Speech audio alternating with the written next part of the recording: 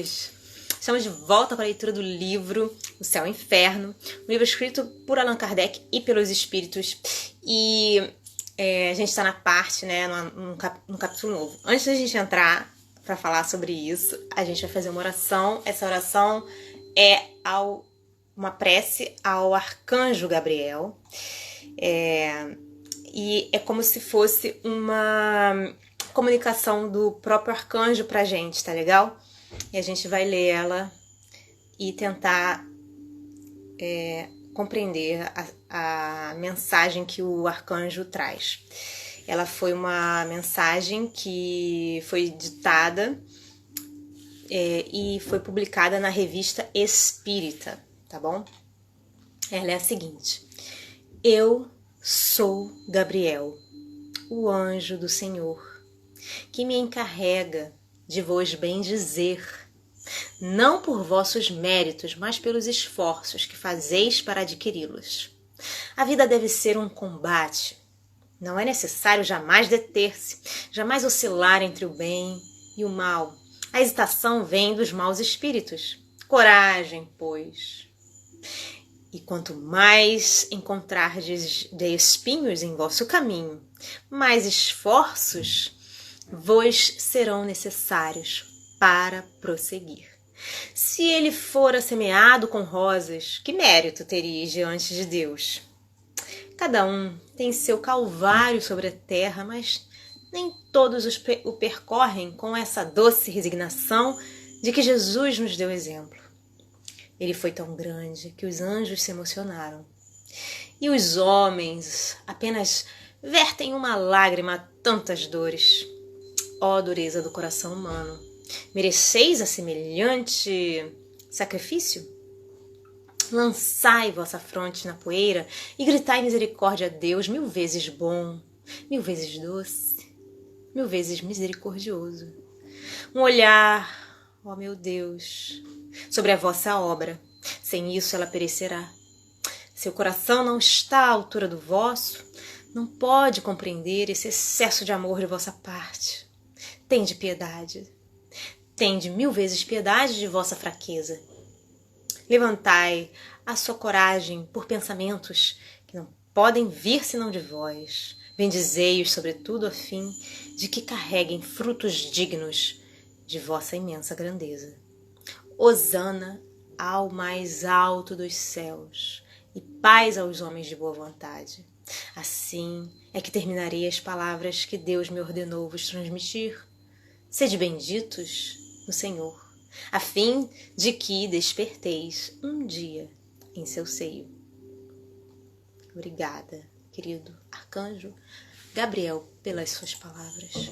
Bom, nós estamos no capítulo 7 e nele fala-se sobre os espíritos endurecidos. Nós temos 1, 2, 3, 4, 5. Nós temos 5 espíritos endurecidos nesse capítulo e o primeiro se chama La Pommeraye ou La Pommeraye. E entre parênteses, embaixo do nome dele, diz assim: castigo pela luz. E aí eles falam o seguinte: em uma das sessões da Sociedade de Paris, durante a qual se discutira a perturbação que geralmente acompanha a morte, um espírito ao qual ninguém fizera alusão e muito menos se pretendera evocar, manifestou-se espontaneamente pela seguinte comunicação que, conquanto não assinada, se reconheceu como de um grande criminoso recentemente atingido pela justiça humana. E aí vem a comunicação. Uma pergunta. Mas eu não consigo fazer a distinção se a primeira parte dessa pergunta foi feita pelo médium ou pelo espírito, porque vem primeiro com travessão e parece que é uma fala de alguém, né? Mas não diz quem foi. Então quer dizer que pelo texto eu venho a convir que é o próprio espírito falando, tá bem? É a minha interpretação. E aí dizem o seguinte: que dizeis da perturbação? Para que essas palavras ocas? Sois sonhadores e utopistas. Ignorais redondamente o assunto do qual vos ocupais. Não, senhores, a perturbação não existe, a não ser nos vossos cérebros. Desculpe. A não ser nos vossos cérebros. Estou bem morto. Então, há de convir que é o espírito, né? Eu já tinha lido, mas eu fiquei assim meio na dúvida ainda. Estou bem morto. É engraçado, né? Ele falar, estou bem morto, e ele tá falando. Estou bem morto, tão morto quanto possível. E vejo claro em mim, ao derredor de mim, por toda parte.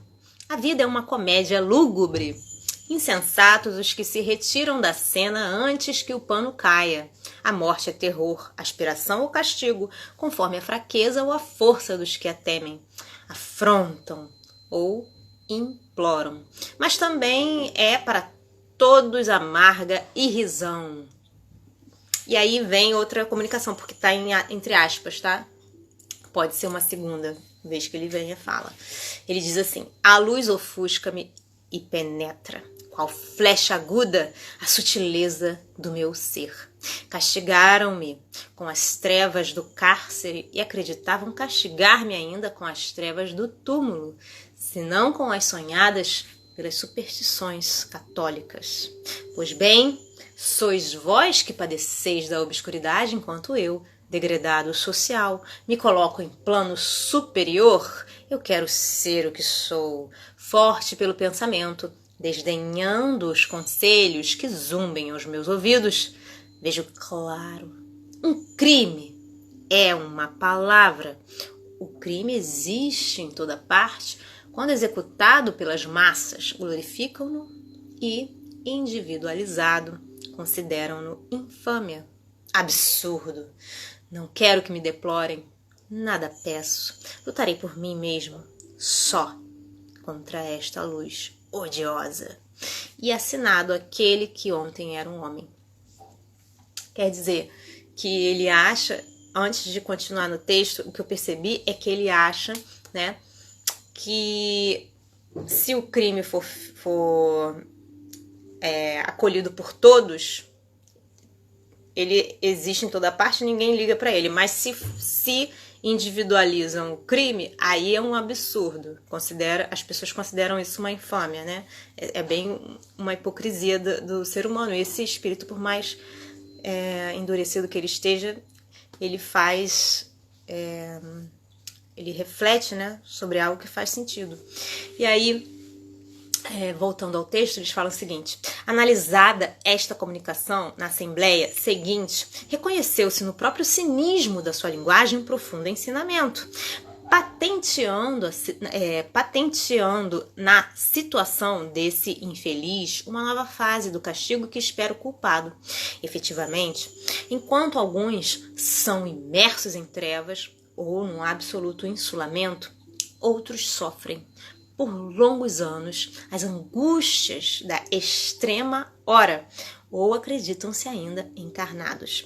Para estes a luz brilha, gozando o espírito e plenamente das suas faculdades, sabendo-se morto e não se lastimando, antes repelindo qualquer assistência e afrontando ainda as leis divinas e humanas. Quererá isto dizer que escapassem à punição? De modo algum. É que a justiça de Deus completa-se sob todas as formas, e o que a uns causa alegria, para outros um tormento. A luz faz o suplício desse espírito, e é ele próprio que o confessa, em que pese ao seu orgulho, quando diz que lutará por si mesmo, só, contra essa luz odiosa. E ainda nesta frase, a luz ofusca-me e penetra, qual flecha aguda, a sutileza do meu ser. Estas palavras, sutileza do meu ser, são características, dando a entender que sabe que o seu corpo é fluídico e penetrável à luz, a qual não pode escapar, luz que o penetra, qual aguda flecha. Este espírito aqui está colocado entre os endurecidos, em razão do muito tempo que levou antes que manifestasse arrependimento. O que é também um exemplo a mais para provar que o progresso moral nem sempre acompanha o progresso intelectual. Entretanto, pouco a pouco se foi corrigindo esse espírito, e deu mais tarde ditados instrutivos e sensatos. Hoje ele poderá ser colocado entre os espíritos arrependidos. Bom, a gente fica por aqui. No próximo episódio a gente vai falar mais sobre esse espírito para a gente ter mais ensinamentos, tá bem? Espero que vocês estejam gostando dessa leitura tanto quanto eu. Deixo para vocês um grande beijo. Deus abençoe. Até a próxima. Tchau, tchau.